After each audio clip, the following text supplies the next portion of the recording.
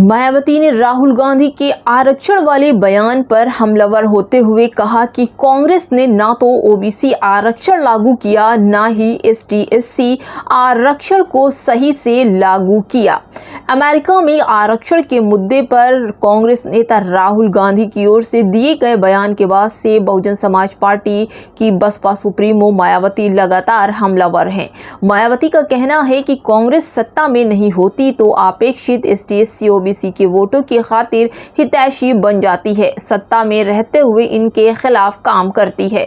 उत्तर प्रदेश की पूर्व मुख्यमंत्री मायावती ने सोशल मीडिया प्लेटफॉर्म एक्स पर कहा है कि कांग्रेस नेता राहुल गांधी की अब यहां सफाई की वे आरक्षण के खिलाफ नहीं है, गुमराह करने वाली गलत बयानबाजी करते हैं। केंद्र में बीजेपी से पहले इनकी 10 साल सरकार रही है, उसी की सक्रियता में इन्होंने सपा के साथ मिलकर एसटी/एससी की पदोन्नति में आरक्षण बिल पास नहीं होने दिया, इसका प्रमाण यह रहा।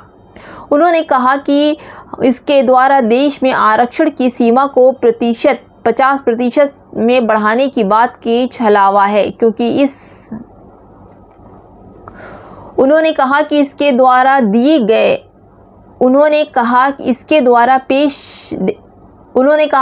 द्वारा देश में आरक्षण की सीमा को 50% से बढ़ाने की बात भी छलावा है, क्योंकि इस मामले में अगर इनकी नीयत साफ होती तो कांग्रेस के पूर्ववर्ती सरकारों में यह कार्य जरूर कर लिया गया होता। कांग्रेस ने ना तो ओबीसी आरक्षण लागू किया और ना ही एसटी/एससी आरक्षण को सही से लागू किया।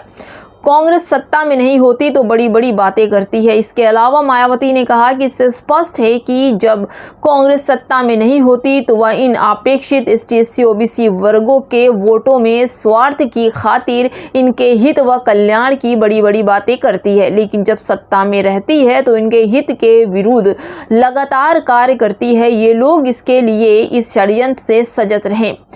आरक्षण वाले बयान पर राहुल गांधी ने अपनी प्रतिक्रिया देते हुए सफाई पेश कर दी है। गौरतलब है कि आरक्षण पर दिए गए अपने बयान पर कांग्रेस नेता राहुल गांधी ने सफाई दी। उन्होंने कहा कि हम आरक्षण को 50% से आगे बढ़ाने जा रहे हैं। मैं बार बार कहता रहा हूं कि कभी भी आरक्षण के खिलाफ नहीं है।